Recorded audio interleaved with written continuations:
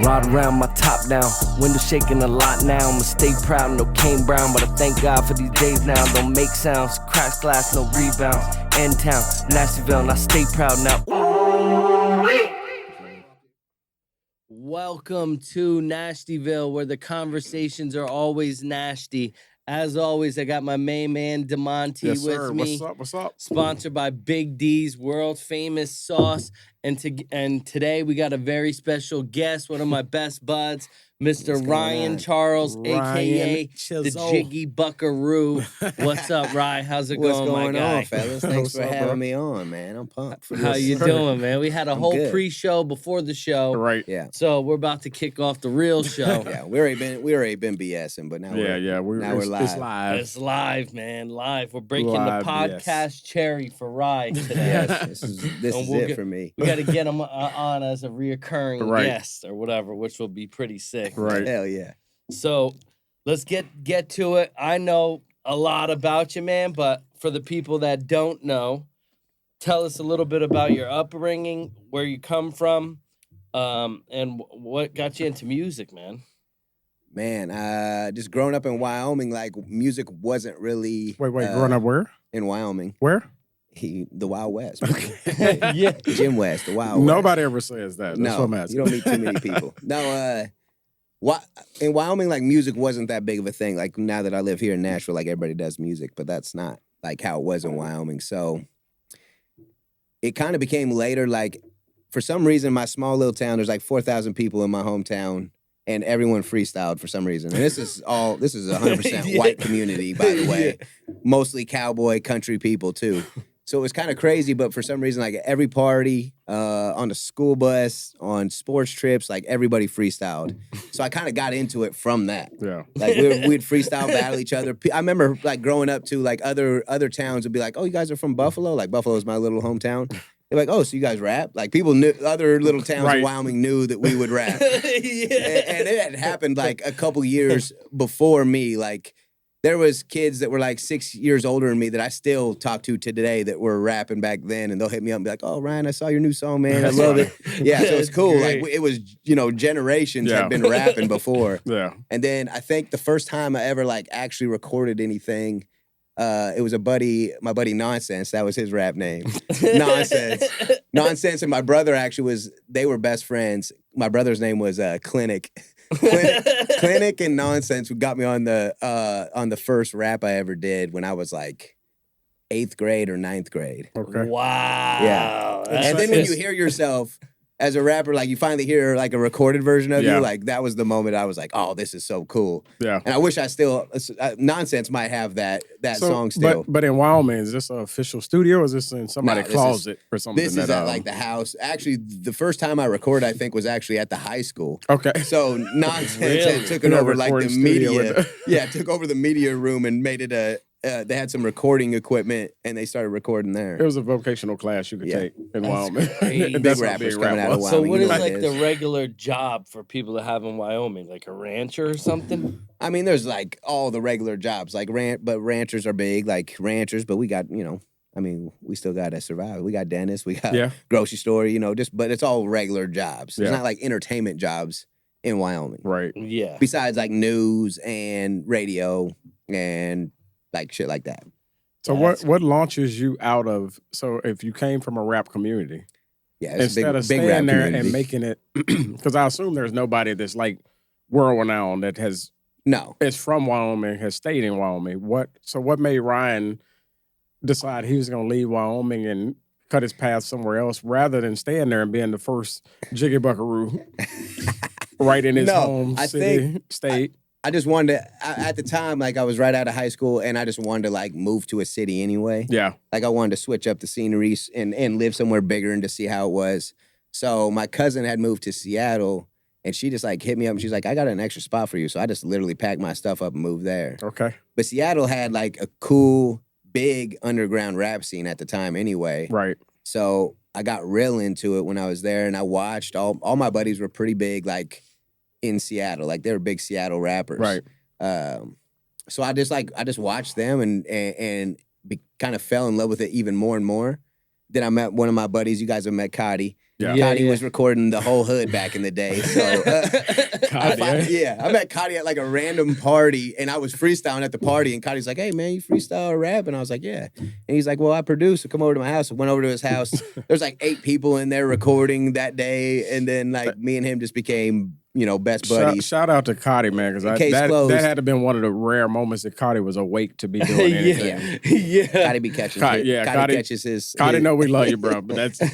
Cotty probably sleep right sleeping. Now. Oh, he's sleeping for sure. He said, "Hey, Cotty sleep right now." When I told him I was coming to do this, he's like, "Oh yeah, I'm gonna come. You guys are gonna be you got some whiskey you're drinking over there?" Because you said we were about to do it. Yesterday. He stopped by yesterday. It's like, "Yeah, I'll be there, man." And then that nap hit him. And then he's like, "Wait, I got the whole day off. I think I might just catch up on some Z's." Yeah, that's funny. So Cotty recording the whole hood back in Seattle. And then he started recording me, and he started producing for me. So we just kind of, started kicking it all the time because we were working so much back then. Yeah. And then when I moved here, I called him up and he's like, "Yeah, I'm down to move." Now he DJs for me too when we do live shows and everything. So. Yeah, which we witnessed that. Pretty dope. Yeah. How long have you been in Nashville from Seattle? I've been in Nashville for 3 years now. Okay, so you still fairly new. Yeah. To the scene, man. Okay. Those 3 years went fast, but yeah. They don't slow down, bro. No, and I feel like I've already met everybody in Nashville in 3 years. You probably met them in the first 3 months. Yeah, that's what I'm saying. Like it's a city, but it's like it's a small big town. Exactly. It's a small big town. Yeah. Everybody knows. It is. It's a small big town, man. Like this circle here is not. It's not that widespread. So no, you can get out there and meet everybody pretty quick. Which is good for an artist because if you do it right. I don't know. I'm at the point though, like I don't want to meet anybody else. Yeah. I think I've met too many Nashville people. Nothing against everybody, but there's a couple of them that I could have went without. I'm good on some of them. I don't trust most of the new Nashville people I meet. Yeah. I'm from a small town where everybody knew everybody, and like. I don't know. Small towns still have BS and shit. Yeah. I don't know how much we can cuss on this thing. No, you good, bro.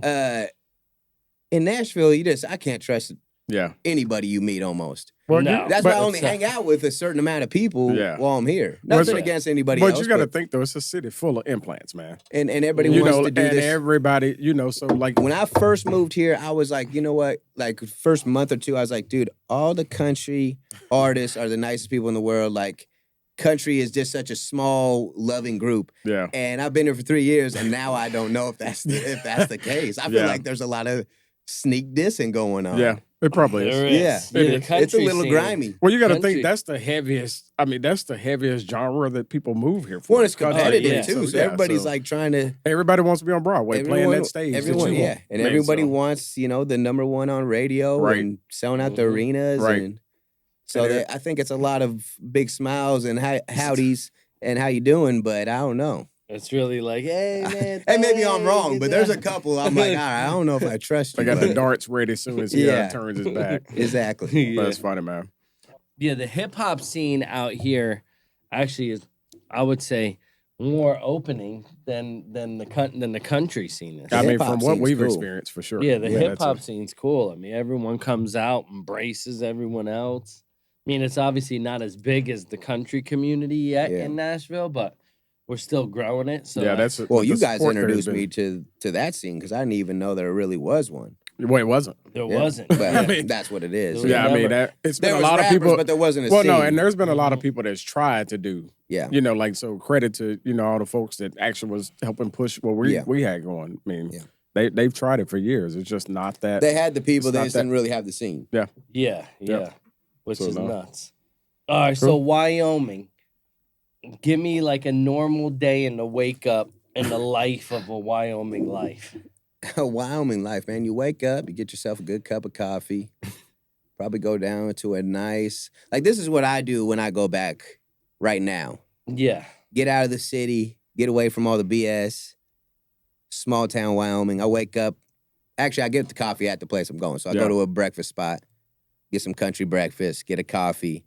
You know everybody in whoever's in there. Doesn't matter who's in there. You probably know them. Right? So it's conversations that are jumping around the table. So you're not even sitting at the same table. Yeah. But it's cool. It's cool to be able to have that.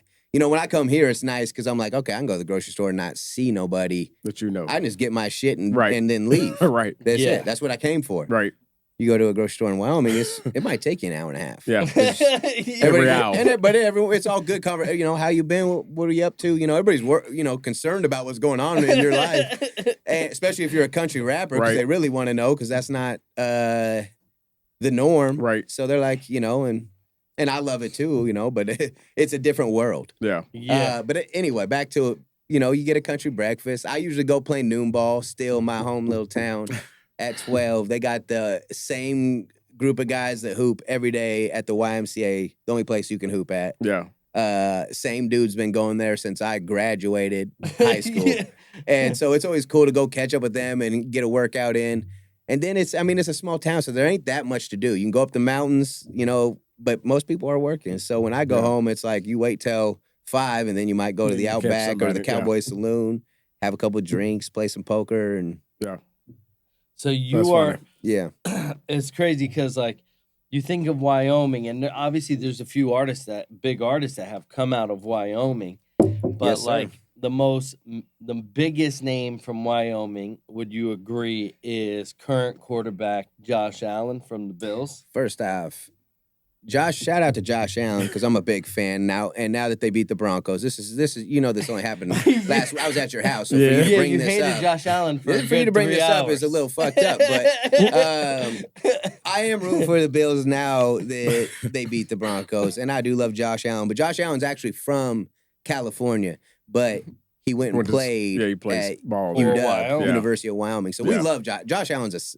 he's still a god there. Yeah, he's a god in Wyoming. And we do love him. He's a good dude. He's always doing the right things, and he praises Wyoming. He's always wearing Wyoming stuff, giving credit to any of the people that are at the games wearing Wyoming stuff. So I'm a big fan of him. But if I had to say biggest star to come out, it would probably be Ian. Ian Munzik, came who's out from of Wyoming Sheridan. too. Yeah. Well, my other buddy Chris Brzezinski from my hometown, he played in the NFL for 7-8 years. He's been retired for probably 4 or 5 now. But when it comes to biggest star, Ian's probably the biggest to come out. Chris Ledoux, I don't even think Chris Ledoux was actually born in Wyoming, but lived there his whole life and claims Wyoming too. Right. Wow. Another country star. So that's crazy. Chris Ledoux's a legend. So we love Chris Ledoux too. But if it was current, Ian's probably the biggest. He's right underneath me. It goes Ryan Charles. I was waiting. Most people know that. If you're from Wyoming, it's Ryan Charles, Jiggy Buckaroo, Ian right down below me. He knows that. Ian knows that. Brian, so you beat me to my next question, because I was like, okay, so when is Ryan gonna put his name on that list? And he goes, no, I'm there. I already beat him. Shit, I'm trying to think. Who was the? We had an Olympian. Rulon Gardner. Am I saying that? Rulon Gardner. I mean, this is when I was in high school. He came to talk at our, at an assembly or something. Yeah. But he was an Olympian wrestler too. So shout out to Rulon from Wyoming too. Well, I mean, That's Wyoming, crazy. bro. He should be a really strong guy. He the guy's got it. The guy's got it. He was he was a boulder too. Yeah. The guy was a big dude. Yeah. But also, we got the Wild West, buddy. Yeah. So we got legends. Yeah. We got old Western legends. I wonder if Clint Eastwood's from Wyoming. No, Clint Eastwood's from. No, you would know that. He might be from.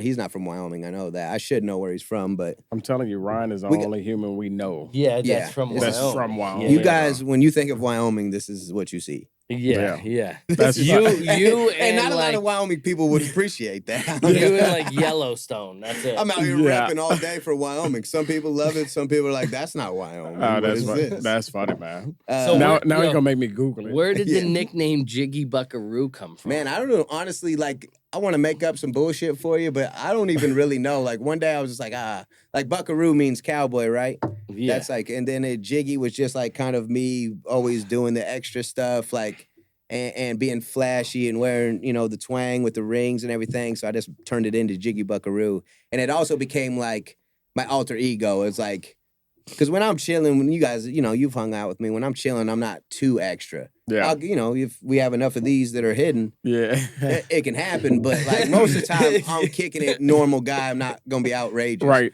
But the Jiggy Buckaroo is like that the alter ego. It's the Slim Shady, you know? It's the Slim Shady He's of me. a real Jiggy Buckaroo. Yeah, you got to be careful around the Jiggy Buckaroo. I don't even trust him. He said, you have to be careful around the Jiggy Buckaroo. Yeah, you gotta walk soft. Tell us your most wild story on stage or about to get on stage. Wildest, man. I don't know if I could pull out the wildest quick on you, but I have one just when it comes to like the rings. So, and this brings Cotty back into it too, because he was DJing for me. Cotty might as well have been here, bro. Yeah, he should have been here for this. Cotty, you got to wake up, buddy. We were shooting shit today. Yeah. No, we were in where were we? We were in Nebraska. I can't remember what the place was called, but in Nebraska, and it was a good show, great show. It was going great. I happened to I was doing something with my hands, and I realized that like one of my main rings that I had this ring forever, and it was off my finger, and I was like, oh shit, it must have flew into the crowd. And I started looking around just on the floor while I'm still, great, doing my thing and performing. Yeah. And I'm giving like some high fives. Excuse me, the cold beer is running through me. I'm giving out high fives, and this girl, she'd put her hand up, and I see my ring on her finger. Oh. I looked at Cotty, and I go, "Oh, cut the music. Go get it." Yeah, cut the music, Cotty. I need that. And I stopped, and I go up to her, and I'm like, "Hey, I see you got my ring. Can I get it back or whatever it was?" And she's claiming in front of everybody that no, this is her ring. And I'm like, no, we're not about to do this. Yeah. And I'm like, and I didn't want to make it a big scene, so I started making up things. And I'm like, no, my grandma gave me that, and my grandma didn't give me this ring. This ring I got from someone else, but it was a dope ring. Right. And also, I'm the type, if you really asked and you really wanted this, I might have just give it to you. Right. But you ain't about to claim it's yours in front of everybody while I'm saying, hey, can I get my ring back? Yeah. So I made up another story about it being my grandma's ring. Like, this you gotta give me this back. This is my grandma gave me this. This is when you were performing? Yeah, this is. Man, stop mid-show. Buddy, I shut the show. I stopped the show. Mid-show. We weren't going to start the show back up until this thing. Until the ring is settled. Until the ring is on the right finger. Oh, my God. Otherwise, the show's not happening. She finally, the crowd was saying, go give him his ring back. All this is going on. Finally gives it back. Finish the show. I'm sitting in the backstage talking to the guy that owns this place. And this place is nice. It's like a fancy place. They have a Bentley car dealership right beside it. Yeah, it's a part of it. Yeah. So it's a nice, fancy place. And the guy's a nice dude, cool dude. I'm talking to him. He's like, yeah, man, we'd love to have you guys again. All of a sudden, here comes Cotty. Cotty's had a couple cocktails. Cotty has the girl, and he comes in front of this guy that owns the place, telling me I need to give her ring back. Oh. She had found Cotty in the crowd. He had a little buzz. Love you, Cotty. Had a little buzz, and she convinced him that it was actually her ring. Cotty's seen me wear this ring a million times. He's with me on stage all day. He comes in there with a little buzz. Ryan, you gotta give her ring back right now. She's out here. I'm like, Cotty, I show him it. I'm like, you've seen this ring a million times. Also, I'm in the middle of a conversation. You got to tell that girl it's not happening. Yeah. This is my ring. You've seen it. He's like, are you sure? I'm like, dude, I'm 100% positive. Hey, props to her for getting a meet and greet. Yeah. No, she got the meet. Yeah. Well, she didn't get all the way in, but she was close. Yeah. Bro, that's funny, actually. Yeah. She was committed to getting She went to Cotty. Cotty had the googly eyes at the moment, I think. Yeah, that's exactly what happened. She targeted him. Got lost in the sauce. She was probably like, hey, Cotty, what's up? Cotty got lost later in the tonight. sauce. Can you get me that ring? Let's hang out later. That actually is my ring. It'd be lovely if you got it back for me. And also, if you do, what are you up to? Yeah, what are you up to? Cotty's like, this sounds like a win. Yeah, this is a dub. I should have just gave him the ring and he could have went and had a good night. That would have been a more brother move by me. He caught me off guard. I'm like, Cotty, come on, damn it. Talking to the guy that owns this place. That's funny, man. So off of that one, so that's the craziest on stage. What about you have a favorite venue that you've played so far? Man. Because I know you're all over the place these days. So yeah, we've had a favorite one. I've probably had favorite shows that just sometimes it doesn't really matter where you are. Yeah. Sometimes the crowd is just perfect, or if the day is perfect. If it's a Friday or a Thursday, you do shows all during the week. Yeah. But you catch that right moment where everyone's there just to have a good time. Right. And we actually had one this year in Montana that was it was outside, the cool venue. trying to think of the little town's name. I can't think of it off top. But it was just like everyone you'd known just had like one of them work weeks and they were ready to have a good Friday night. Yeah. Because I was the opener that night. And so I went on before anybody and it was already a party. That's good. Sick. Yeah. And that's when it's like, that's when you kind of get those moments, because I've been doing it a long time. Yeah. Like you get those moments like, all right, this is why I love this shit. Yeah. You know, I can see people letting go and being like, you know, whatever's going on in your world, that little moment right there, like, don't matter. How was the Miami vibe? The Miami vibe was good. I was the only rapper at that festival. So it was cool to see, like, they had a DJ that was on the stage I was on, but also it, like, right before I went on, it started downpouring. I mean, it was like everyone was like running, huddle, getting in the tents and stuff, and like kind of closed down for a sec. But right before we went on, they had a DJ, and he started playing more like not country, but this like a little more hyped up stuff before I went on. And then we got, we had a good crowd come over and vibe out with us. So it was cool, especially at one of those ones where you don't know how many, like, if you're one of the smaller acts at those, those festivals, you don't know how many people are going to show up and know your stuff. Right. I don't think, half the crowd knew who I was, and they were still having a good time. Yeah. All right. Hell yeah, man. So it was fun. So I'm gonna pose it a little different then. So give me the stage you were standing on, that if you had to take a picture from that one. That's the one. I mean, that Montana one was super cool. Like it was a small town that like all the other towns come to. Yeah. But it's a, what is the name of it? It's driving me nuts. But it's like a lake mountain town. Okay. So like, and they built this stage in like the forest. Okay, cool. And then this cool little bar that like has this stage. There's lakes all around it. Yeah. It was cool. And they got us a little wood cabin to stay in. Like, that's cool.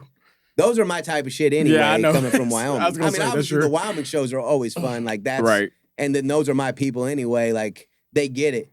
And I see like familiar faces. So those are always like top shows. But this one was definitely one of the cooler. And I was opening for my buddy Ian I was talking about earlier. Yeah. So like when me and him get to do shows together anyway, it's fun because we're hanging, and it's fun because we're hanging out. We're having a full day of it. No, that's cool, bro. But yeah, he sells out everywhere he goes. So yeah, if you're opening for him, it's about to be a show. Yeah. And if you're the opener, it's already gonna be packed by the time you go on, which is nice. That's dope. Because as an opener, that's kind of your thing. It's like, all right, am I gonna open for someone who is gonna sell tickets? Right. Because otherwise, what's the point? Right. But if you got a guy like him, and there's a lot of other people, but Ian does really well with selling shows. It makes sense to open for him because you're like, all right, finally, even though I'm the first one up, there's gonna be people there. Yeah. Yeah. No matter what. You're not going to be at one of those, or sometimes those arenas even. Right. You open up for someone at an arena and there's nobody in there for the first act. Right. That's true. Because everybody out still grabbing snacks and drinks. So how much does it really help you? That's true. Yeah.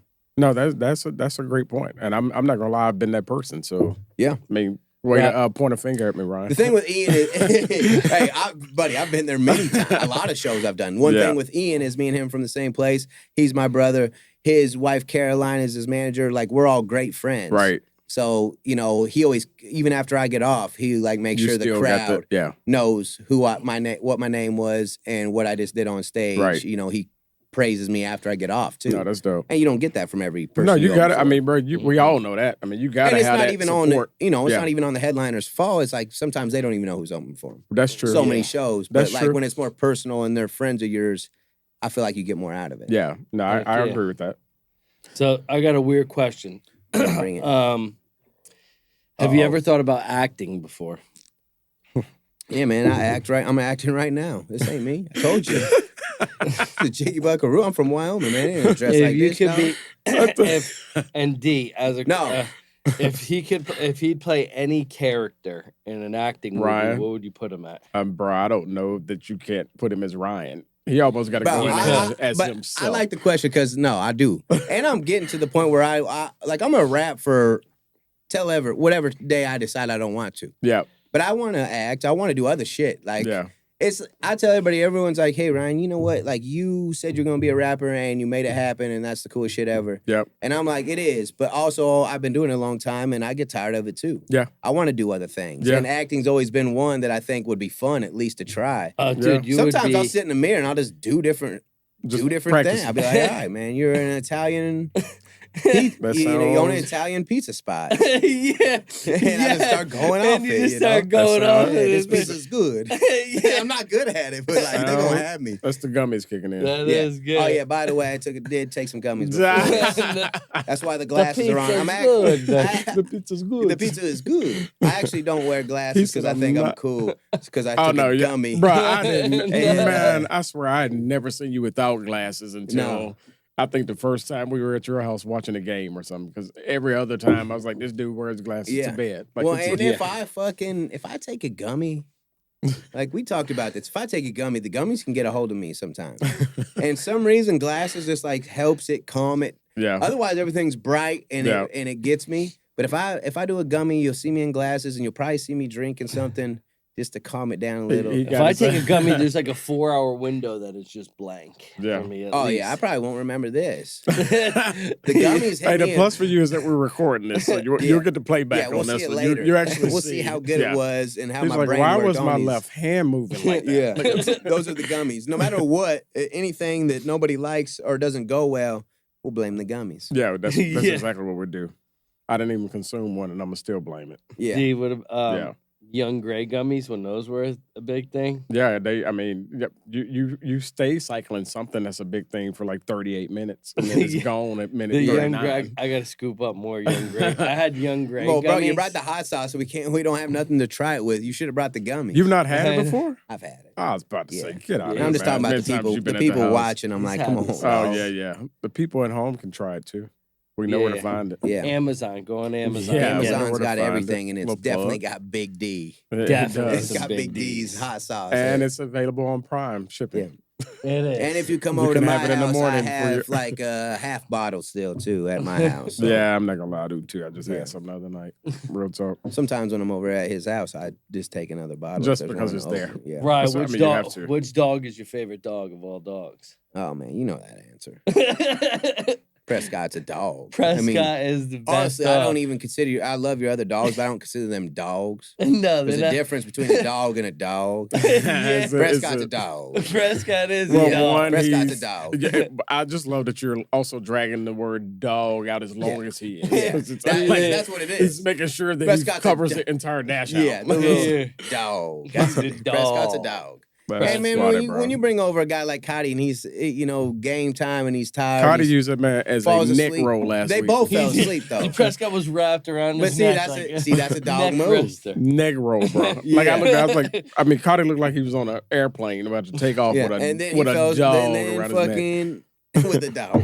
And then Prescott fell asleep too. He did. Prescott will fall asleep anyway. See, that's a dog. He just is like when it's time to take a nap. He's got an old soul. I don't need permission for a young dog. Oh yeah, He's got the old. I thought he was old the whole time. When he told me he was young, I was like, that doesn't even make. He even like has gray hair already. Yeah.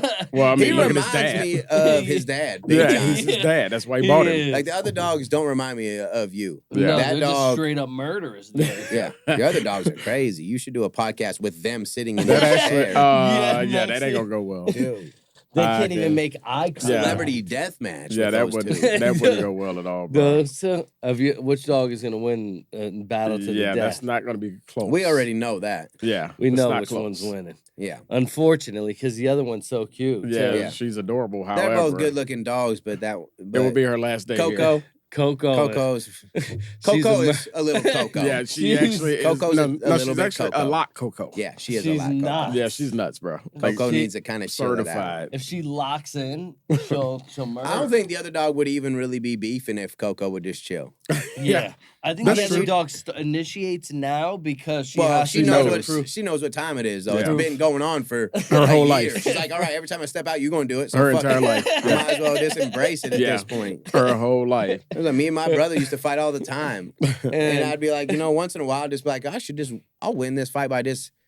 I remember when I was a kid, I'd just yell at my mom and she was upstairs. I'd be like, "Hey, Jimmy's hitting me!" Before he'd even. I could tell by his look. that we were about to start beefing. So I'd be like, hey, Jimmy's beating my ass down here. And so you get a head start on it. Yeah.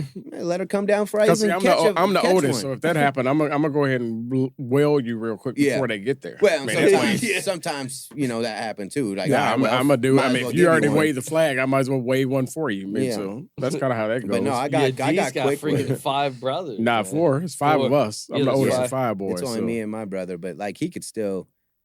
I mean, I'm faster. Could swim better, I can beat him in probably every sport, video games. It doesn't matter what it is. Yeah. And I hope he's watching. I was about to say, I'm very curious whether or not he believes the same thing. He might be able to still beat my ass if he got a hold of me. Yeah. But I'm quick. But you're stronger and you're faster. I'm quick.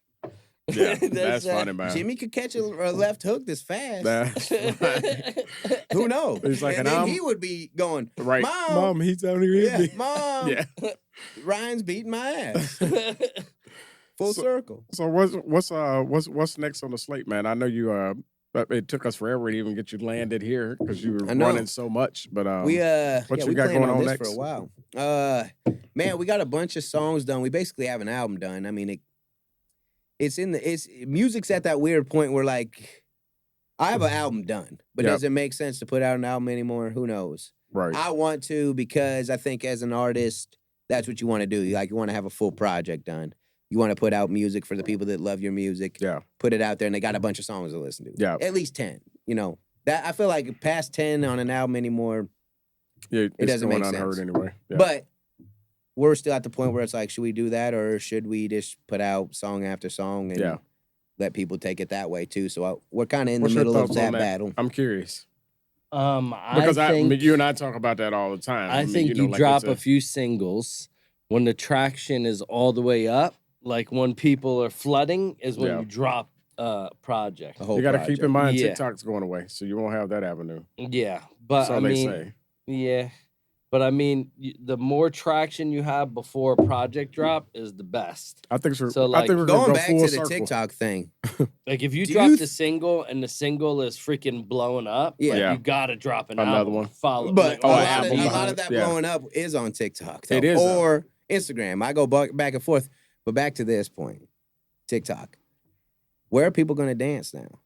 Yes, correct. Bro, they going to go to the clubs and finally start this dancing? Oh, well, you're going to open the clubs back up. Bro, I might open the club right now. You're going to open the club back up. Bro, I think the club's about to be crazy. And I don't think no one's going to be dancing in the living room. They got to go somewhere. Well, see, I honestly don't know that any of these kids know how to dance on their own until they see that challenge. It's all, I like hope these kids get to the club. It's different when we grew up because, like, you be killing yourself trying to get out there. Bro, I used to tear the club up. Listen, I'm not here to toot my own horn, but I used to tear the club up. And I was with some hood buddies at the club. They used to do the hood, And you're right in the middle of it. They had all the girls, but they didn't move at all. My ass.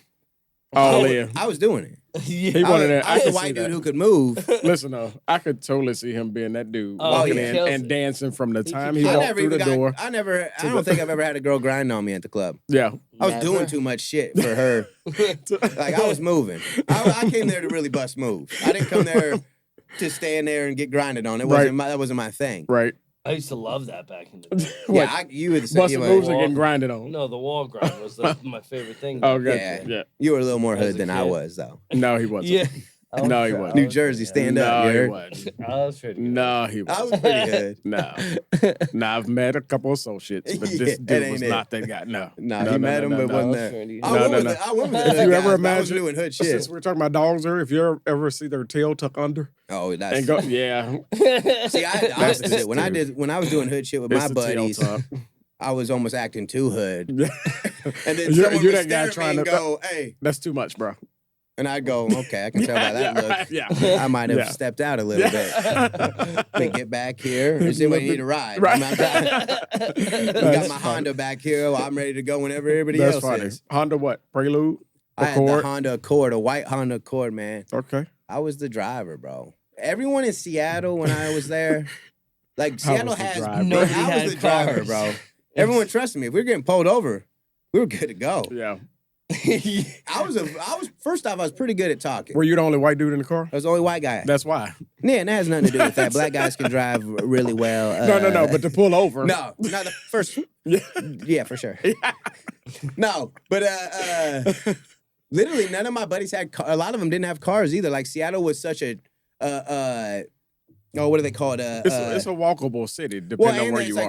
There's so much buses going every direction. The mass transit. Yeah, the transit there is like big time. Yeah. So a lot of people didn't even have cars to go to work and stuff. And none of my buddies really had cars. I was like, I moved there with a car. So I was the dude with the car, but I gave everybody a ride everywhere. Yeah.